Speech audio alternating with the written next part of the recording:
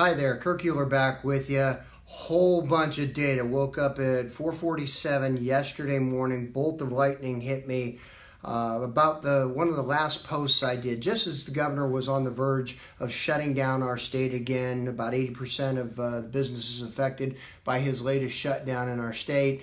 I put up a video talking about how the businesses that were open aren't what's causing the problem. It's not this. It's not the nail salon that's causing the problem. It is, in fact, this. 50,000 people gathering together to shoot a music video on in the first part of June, packed together in the streets of Los Angeles. That's what was causing the problem. It wasn't this, people getting together at their gym and working out. That was the problem. It was this, tens of thousands of people taken to the streets in San Francisco. That was the problem. And I woke up the other morning and it occurred to me, if I'm right, then the data is going to show it. And the data is not just going to show it for those of us here in California. The data is going to show it nationally because, as you know, these protests, these riots, this looting, it's a national problem. And so if I'm right, the data is going to show it's national. But before I get into the data, let's talk a little bit about the politics of this as opposed to the policy. Now, I've had issues with our public health officer because I don't believe that she's necessarily acting in the best interest from a policy standpoint, but that politics have come into play. And I think we're seeing that when we have 1,200 public health officers who get together and sign a letter that says, by the way, I have tried to find the signatures of the 1,200 public health officers and officials, public health officials that they reference in the CNN story. I can't find it anywhere. So if any of you know where that information lives as to who actually did sign this, the 1,200 people they reference, I'd love to see that. But this is what they call for, all right? Therefore, we propose the following guidance to support public health during the protest, during the riots. This is what they recommend. Support local and state governments in upholding the right to protest and allow protesters to gather. So, again, this is no problem. Let's let that happen. That's no problem. Do not disband protests under the guise of maintaining public health for COVID-19 restrictions. So don't say, we're not going to allow that under the guise of public health. Advocate that protesters not be arrested. Demand that law enforcement officials also respect infection prevention recommendations by maintaining distance from protesters. Anyway, so my contention is that it is the protests, the riots, the looting that we have seen in California and nationally that is driving these numbers. It's not small businesses. It's not mom and pop shops opening. So we're about to get into the data, but I'm going to make one request. I've never done this before. If you know anybody living in Georgia, Florida, Texas, Arizona, California, Oregon, or Washington, please share this video. Please share this video. It's imperative that this information get out because, as I've been saying all along, we can only make decisions that are in the best interest of public health if we have the data. And I think people living in those jurisdictions need to see this data. So again, what's the contention? The contention is that we allowed businesses to reopen too soon, and that's what drove the spike that we saw in June and into July. Let's check the data. A little awkward doing it this way, but I don't know of any other way to do this. So we're going to start up here in Georgia. What you're looking at right there in Georgia is on April 24th, Governor Kemp in Georgia on April 24th allowed salons, gyms, barbershops, tattoo parlors, and bowling alleys to reopen on the 24th. On the 27th, in-restaurant dining was allowed. Look at what happened to the line.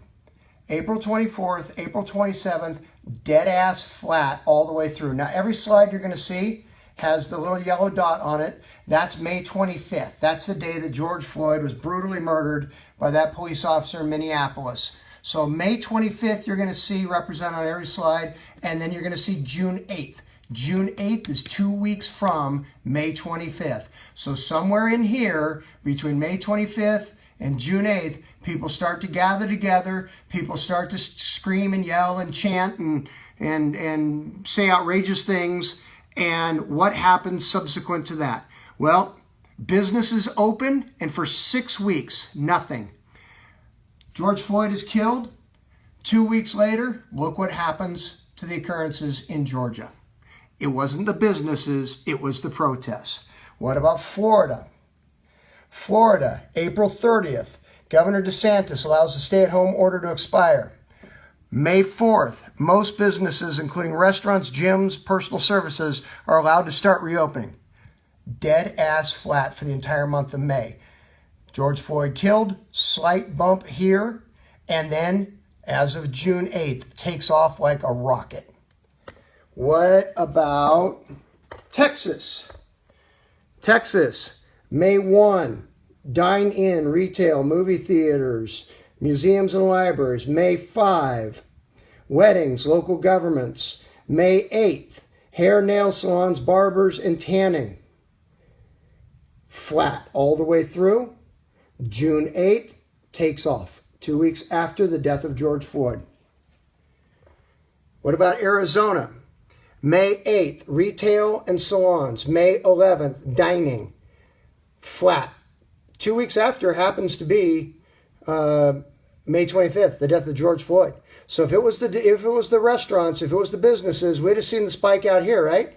We'd have seen it out here, right? We'd have seen it out here, right? If it's the restaurants or the businesses, we'd have seen it all the way back here. But no, where are we seeing it? 2 weeks after. Well, we got a slight bump in Arizona a little earlier, right around the first part of June, and then it just takes off. Now, what about California? California is interesting because in California, Governor Newsom has kept us mostly under lockdown into June. Now, Placer County was allowed to open right around the May 12th. Placer County opened right around May 12th. They were one of the first ones into phase 3. But he didn't even issue guidance for phase 3 for most counties until about the first week in June. So right around here is when he issues that guidance. So he is now saying, well, obviously because he issued the guidance here, that's why this happened, right? That's what he's saying. However, what do we know about Los Angeles County? We know that Los Angeles County represents about 40% of all cases in the state of California. They're 25% of our population. They're about 40% of all the cases. Look at Los Angeles County. Cruising right along. Here's May 25th, death of George Floyd. Here's June 8th, 2 weeks after. Here's June 19th. Why is June 19th important?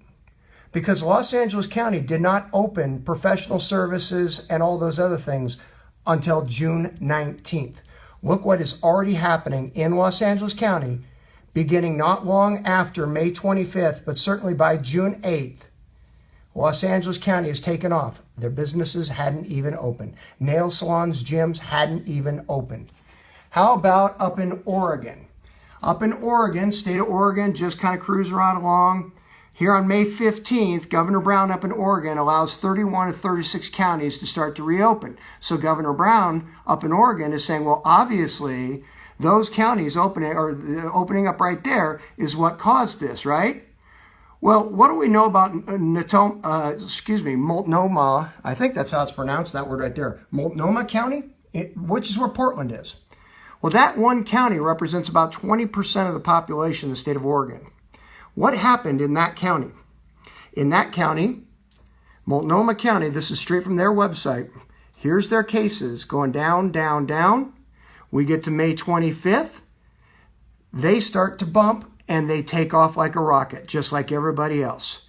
Here we are, June 8th. Look, we're already taking off like a rocket after May 25th. June 19th. Now, why is June 19th important in Multnomah County? Businesses weren't allowed to open in that county until June 19th. Just like in Los Angeles, businesses were not allowed to open until June 19th. Multnomah County, they couldn't open until June 19th. The spike has already started before the businesses open. Let's jump up to Washington. Look at Washington's numbers. coming down, down, down. Death of George Floyd starts to go up, up, up. Now, they're shutting down businesses because obviously, again, businesses are the problem. They issued their county-by-county phased plan on May 31st. So Governor Inslee up there is saying, well, obviously it's our businesses opening because we allowed them right around May 31st. We allowed them to open. Obviously, that's what's caused this. However, what's the problem with that? Well, King County is where Seattle is. King County represents about 30% of the population of the state of Washington. These are the numbers from King County. Here's May 25th. Here's June 8th, 2 weeks after the death of George Floyd. Here's June 19th. Why does that date matter? Because just like Portland and Los Angeles, Seattle was not allowed to reopen until June 19th. The numbers are already skyrocketing before they open. So we look and we see state by state, regardless of when they issued their county guidance, end of May, middle of May, first week in June, or said we're opening up March 24th, April 24th, April 30th, May 1st, May 8th. Every single one of these 7 states see the exact same trajectory, regardless of when they open their businesses. So you would think that that would hold true then for the nation as a whole, wouldn't you? You'd be right. That is the reported occurrence of COVID cases in the United States as a whole. Dropping. Death of George Floyd, June 8th, takes off.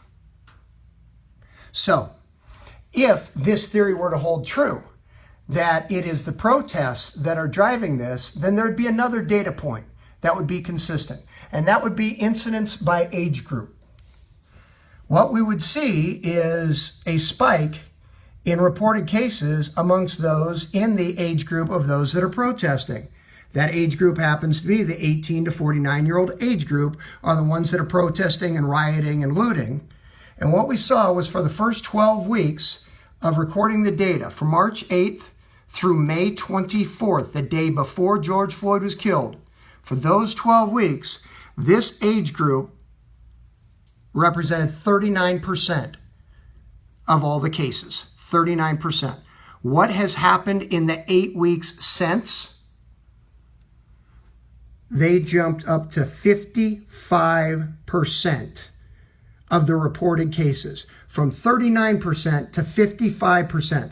That is a 41% increase, 41% increase in the number of cases in this age group. I don't know how to say it any other way. We're being lied to. The data proves that we're being lied to. Pardon me.